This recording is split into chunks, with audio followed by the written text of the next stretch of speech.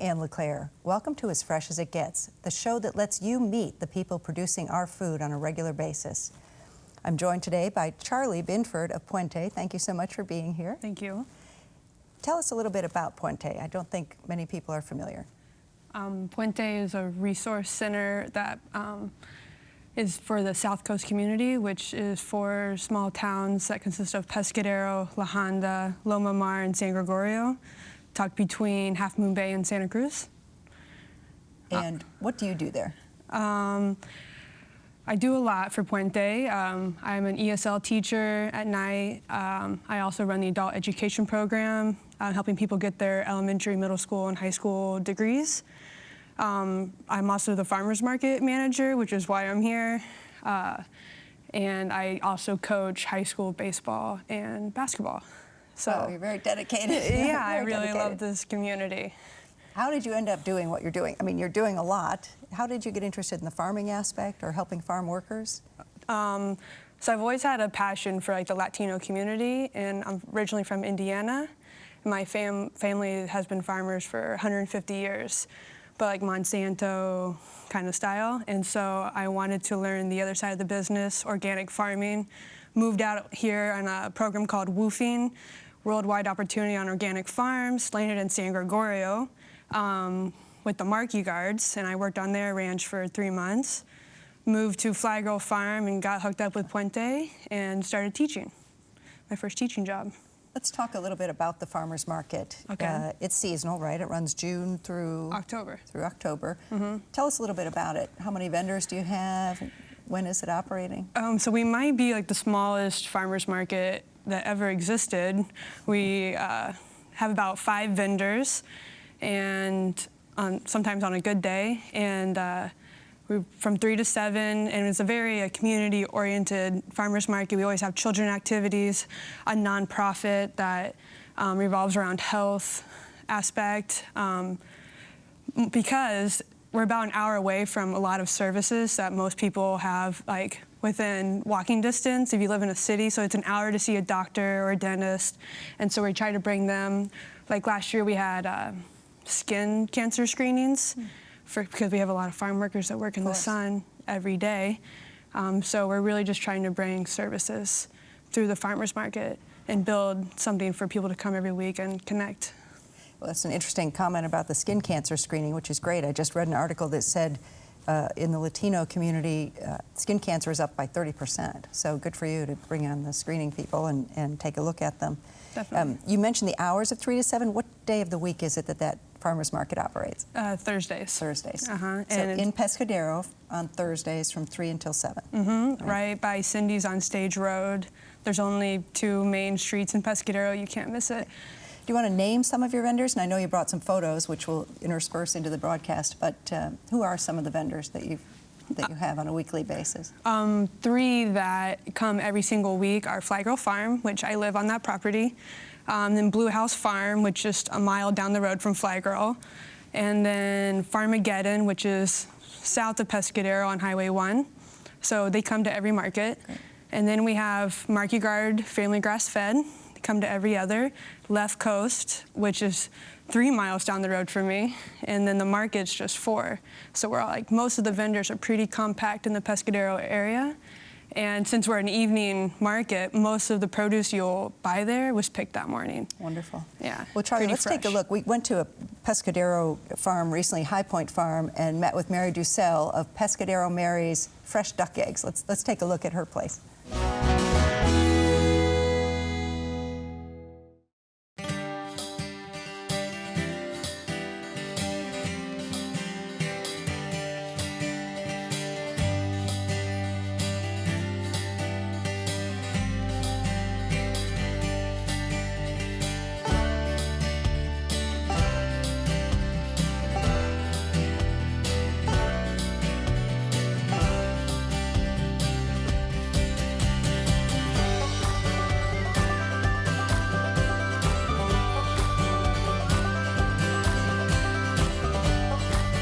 Here at High Point Farm with Mary Dussell, owner of Pescadero Mary's Fresh Duck Eggs. Correct. Is that right? Okay.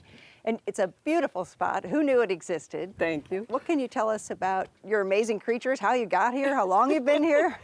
Well, it started with this dog, Flash. I adopted him, and he needed more area to run from his previous home. And then he's a border collie, and as you know, border collies are bred and raised to herd. And so someone suggested I get some ducks for him. So I got some ducks. And then I left my career of 35 years, and he looked at me and said, "You need a job?" And I said, "You need a job too?" And the ducks started laying their eggs, and then we started marketing them locally to local restaurants and grocery stores. And here we are. It was a fun little hobby is turning into a little business. Now, how long ago did all of this start then? It's 2012, so the beginning of 2013. And how many ducks do you have? I know we've seen them running around. They're hilarious, all with different quirky personalities. Some are the bossy ones, a couple of geese thrown in. How many do you have? I have 40 ducks and 2 geese, and the white ducks are actually, their breed is white layers, and then the brown ones are called buff ducks. And these breeds of ducks are bred specifically for laying eggs. And for instance, they will lay an egg almost year-round, 293 days average. Unlike chickens will sometimes slow down in the winter months, the ducks will keep going, so it's really nice for holiday seasons. Well, that's interesting, right? Because I know with chicken eggs, people who raise them are always saying, well, wait till the days get longer. But with the duck, it doesn't matter. Right? Correct, yeah. So an average duck in a day will lay? Each duck gives 1 egg, yeah. One egg. a day, okay. So what do you do with them all? So they are sold exclusively at 2 grocery stores, one in Half Moon Bay, and that's called Cunha's. They're on Main Street. And then the other grocery store is our local Pescadero store, Norm's Market. And if you come into Pescadero, it's a big, tall, brown building. And they also sell fresh bread, so it's so fun. Grab some fresh artichoke garlic bread, grab some Mary's fresh duck eggs, and you can go home and hard-boil the eggs and slice them on that bread, and you've got a beautiful meal. And then 2 restaurants locally that feature them are Pasta Moon in Half Moon Bay. Kim, she actually likes to do a fresh grilled asparagus pizza, and then she puts a poached duck egg in the center of that, and that's wonderful. And then also at Costa No, which is about 5 to 10 miles south of Pescadero, is a great restaurant called the Cascade Bar and Grill. And Herb, Chef Herb, he features the duck eggs on the breakfast and lunch menu. So go there and try them if you don't know how to prepare them. But they can be prepared anyway. You can scramble them, poach them, hard boil, and they excel in baking. So what about the health benefits? I think you mentioned, or your website said, that they have more vitamins or nutrients than a normal chicken egg would have? Yeah, they have a lot more nutrients and vitamins, specifically B12, actually 5 times the amount of B12. And B12, as we know, it's good for everything from your heart to your nervous system. There's more protein, so you get a lot more protein with the duck egg. And they are just a lot richer, so for taste-wise, it's not a gamey, people think it's going to be gamey or that, but it's just a wonderful, I make the analogy, a duck egg's like butter and a chicken egg's like margarine. Okay. And now I notice you have an entire basket full as your prop. Yeah, they're pretty large. Yeah, they are large. What are they the equivalent of? Is that a jumbo egg from a chicken egg? Sometimes, I'd say it could be, it depends on your chicken eggs, obviously, but, you know, and the eggs, Flash, settle down. Go get some ducks. Go herd the ducks. But they could be almost, sometimes bakers, they'll substitute 1 duck egg for 2 chicken eggs. But if you know your recipe, you can add the amount of egg that you want. I see. Great. Well, they are beautiful, and they're pretty much 1 or 2 colors only, whereas chicken eggs you see a lot of varieties. Right. Or are they multicolored? It depends on the breed of the duck. I could get the blue duck eggs in that, but then that breed does not lay as often year-round. So I've got the 2 breeds that are specific, and these are the colors I get. Now, I'm assuming they have ducklings every year, and then you keep those as well, or what happens? How do you keep Good the flock question, populated? yeah. Well, I have no male ducks, and male ducks are known as drakes. Right. So because breeding your own ducks, and then you get into incubators and all that, I don't want to go there. So I have, there's a farm down in Gonzales, California, and I will go down and pick up my chicks because I don't like to see them mailed in the mail system in a box. I'll go down and get them. And to be certified organic by CCOF officially, you have to have your baby chicks on property at 3 days old, already eating certified organic feed, and it all has to be documented. I mean, they come in and they really inspect you and make sure that that's what you're feeding the ducks. So my ducks have had nothing but the certified organic grain from Modesto Mills, and then they free range on the bugs and insects in the grass out here, and it gives a good taste. Now, you just taught me something as we were ready to roll that I never knew. I assumed, you have a couple of ponds up there. I thought it was just to make them have fun and swim. But you mentioned that the water is more important for other reasons for them. Yeah, for the ducks' health. A lot of people think ducks need a pond to swim and be happy. Well, yes, but what they also need is they really clean their nostrils and their beaks and their eyes. And it keeps them healthy, and it's also very good, obviously, for bathing and pruning. They'll often get in there and they just, excuse the pun, duck their head. There's a lot of puns to be made. Right. Duck their head and just prune and clean all day. And then they go and take a nap, and then they have lunch. They have a pretty good life. I'm sure. And what's your favorite way to use them? You probably have a million. I but do, your top I two, do, your I top do. two would be what? Top two would be hard-boiled. A hard-boiled duck egg is it's so creamy and rich. I mean, you just hard-boil it, slice it open, and it'll just melt in your mouth. The yolk is fantastic. And then Chef Herb down at Costa Noa, he makes a recipe where he takes a poached duck egg and then he rolls it in panko crumbs, the Japanese breadcrumb, and then he will deep fry it for just a couple seconds. And so it comes out hot and crispy on the outside, and then the duck egg just melts, and he puts it on a bed of greens, and that's phenomenal. Well, I think now, of course, we all can't wait to try it. But Mary, we thank you so much for your time. You live in paradise. The ducks are great, and it was our ducky day to meet you today and have a visit with you. Thank you so much. Thank you, dear.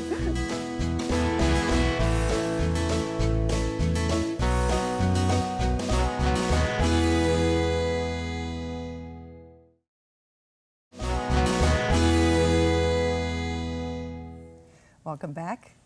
Charlie, I wonder, what would you want people most to know about Puente if you had the chance? That the services that we provide are pretty important in these people's lives. For example, we just started a clinic for people which is in my office. Like, we're making ends meet with what we have, instead of people having to drive an hour to places to get these services. In particular to the farmers market. Puente started the farmers market 5 years ago. This is our 5th anniversary, because a lot of the people in the community work on farms, farm workers, and they don't have access to local, healthy, organic produce. And so it's ironic, right? And so we wanted to make that possible for them.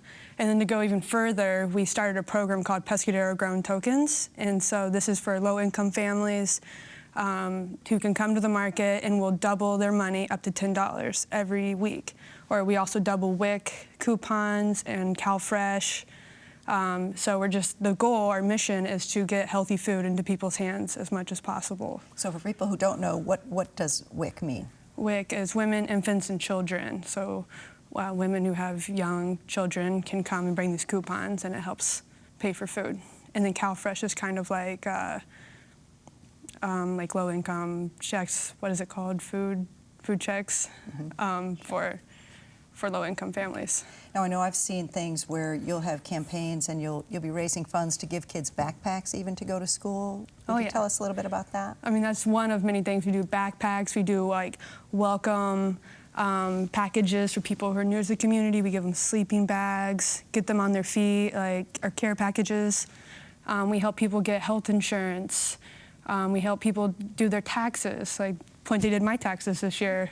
Pretty much any needs that are needed and voiced at Puente, we do whatever we can to help the community. So if someone wants to help Puente, what should he do? Well, the easiest is like financially, to make a contribution that way. We also need volunteers, especially bilingual volunteers. I'm desperate for some to help me with these people who are trying to finish their elementary and middle school degrees. So that's really needed. And volunteering financially. We always need teachers. We have a few job positions that are posted right now. I just would invite anyone to come check out Pescadero. It just got named like one of 8 most beautiful places in California. So taking a tour would be worth it. And we'll give you a tour of, some of the farms that the people that we help live. So you're very passionate about what you do, and those Indiana roots have paid off. Totally. What about, I've heard recently that there are some people who've worked on farms, and probably people you're helping, who are, the younger people are saying, I'm not sure I want to go into farming because I've seen my parents struggle. Are you helping them learn about farming as well? Or I think you're teaching the children too to maybe help at the farmer's market, is that correct? Yeah, I had a intern, like a youth intern last year that helped me run the booth, get people signed up for that token program, you know, go around and be a host with me, which was special to see her grow and build confidence in talking to people, running the show a little bit. I don't teach people how to farm because they already know how to. Sure. I more like would like to inform them on their rights and what they deserve and how to take care of their body and what kind of services and checkups they need to go and be aware of. Is it true that there's some kind of program through Puente where some of the young children whose families work on the farms are taught to cook? Am I imagining that? Isn't there a program like that you put on? We did have a program 2 years ago. Amy Glaze did it, and Chef Amy Glaze, and they would cook things and sell it at the farmers market, but Amy Glaze had bigger and better opportunities, and she moved up. But we're hoping to start that again with another chef soon. So how could we help you with that? I'm sure there are some restaurant owners or chefs watching. What would the commitment be if you had someone who's interested? It would be a summer-long commitment, managing probably up to 10 kids and building a curriculum and teaching them what it would take to work in a restaurant, manage a restaurant, be a chef, trying to find their desires and wants and see if it goes anywhere. And where did they do that in the past? There's a certified kitchen in Pescadero, which is just 2 houses down from the market. Good. Yeah, and then you would sell it at the market. So we're talking about food prep. We have another clip we'd like to show. We had a visit with Dede Boies of Root Down Farm. One of my best friends. Is that right? We coach basketball together. Oh, okay. She was incredible, and Yeah. as you know, she has an incredible farm. So let's take a look at that.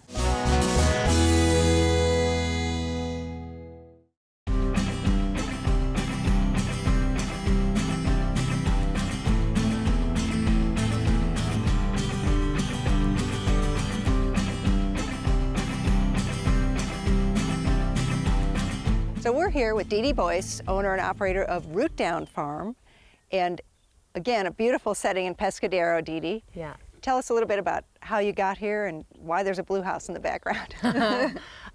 Well, I got here at the end of 2014. I lease from the Peninsula Open Space Trust and lease about 62 acres. This is the south end of it. It goes about a mile down the valley. Basically, this piece of land has been through many different iterations, and sort of more recently was run by an organic farm called Blue House Farm, appropriately named because of the house. And they were here for about 7 or 8 years, and then their partnership split, and the farm moved to a different location in Pescadero, and then the other partner stayed on for another year, and then ended up leaving. And basically, this place was open for a year, and Post accepted, put out a request for proposals for anybody to sort of tell them what they would like to do with this place. And myself and at that time 3 other partners came together and wrote this apparently pretty good proposal, and we got selected. And that was the summer of 2013, and so we moved here. My business partner at the time moved here at the end of 2013. Did you have a background in farming, or did you just decide that was something you were going to go into at the last minute? Yeah, I had been farming in Pescadero for since 2008. I had done some farming in other places around the world through an organization called WOOF, and that got me into it. And then when I came back to California, I looked for apprenticeships and got one at Pie Ranch, which is just up the road, and ended up being there for about 2 years, and that's what got me into Pescadero. And then I worked at a few different farms, worked at Harley Farms for a little while, and then another farm called Echo Valley Farm before coming here and being able to start my own. So I can tell you have animals here. These are adorable. Yeah. They're new, I guess. They're brand new. Yep, they're about 11 weeks. They've just been weaned from their mom for a few weeks now, and we get them from a farm called the Willow Farm in Pescadero, who works to breed pigs of different crosses. And so this is my first group for this year, and then I'll get a few more groups throughout the year. And how long will you have them? What happens to them? What's in their future? Well, they have a really great life for a while, and then I shoot more for a size for about 250 pounds and then to slaughter them at that weight. And we find that at that weight they stop. They develop a right amount of muscle, but not too much fat. Based on their diet and based on rotating them through the pasture. So how long will it take for them to get from this size to 250 pounds? It's roughly? about 6 to 8 months, kind of depending on the breed and depending how they're eating and what they're eating. So if they're smart, they'll eat very slowly, right? Yeah. Kind of string it out. I get it. But if you see them eat, they're very competitive, so they don't ration very well. Yeah. And do they have individual personalities? Can you detect that? They It's do, probably yeah. with I this mean, group. it's only been a few days that I've had time with them, but you can tell some of them are way more curious and outgoing, and some of them are a little more shy. Some of them let me touch them a little bit more than others. But yeah, and these are all females, so Okay. That can be an interesting dynamic too. Is that by design? Do you ask for all females? It was just the way it worked out because I needed them at a certain time and they hadn't castrated the boys yet, so I got all girls. So what other animals do you have here? So I raise heritage breed chickens and heritage breed pigs and heritage breed turkeys. Right now, I've got the pigs and I've got about 500 chicks. And then the turkeys arrive in May and they'll grow out for Thanksgiving.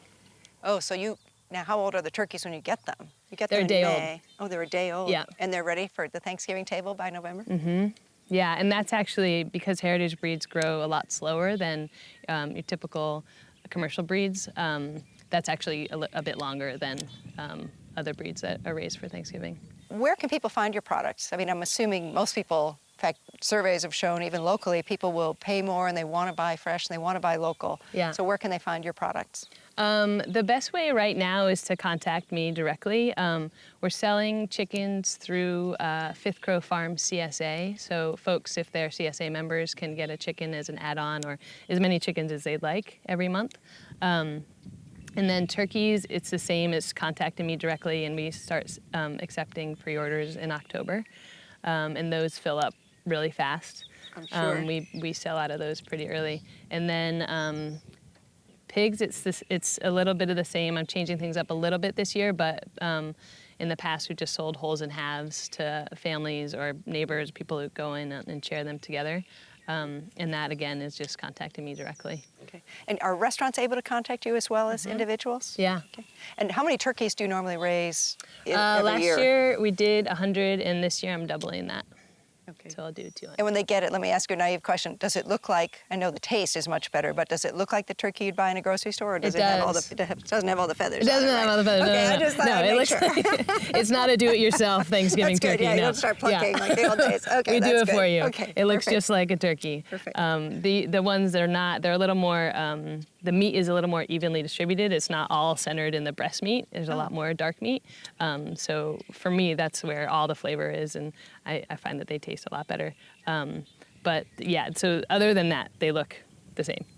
Now, do you do workshops at all here? Yes. Is that what I read? Yeah, so we offer poultry harvesting workshops to teach folks that have chickens in their backyard or just eat chicken and want to just know the full circle of life, and or all kinds of people come with interest for these workshops, and we teach them kind of from start to finish about the kind of chickens we're raising, the kind of chickens that are available in the country that people usually eat, and then we kind of round out with the kind of walk through the slaughtering process, but also, and then everyone has an opportunity to do one themselves or a part of one. It's all people can do as much. Yeah, it's all up to your comfort level. You can be as involved or not as involved as you want, and then we end up with a lunch together, and we kind of talk about the day a little bit. And So for the classes, are they year-round? I know you can sign up on your website. Are they just a certain time of year then? yeah, well, they're probably, I think we'll offer about 4 this year. I need to nail down those dates now,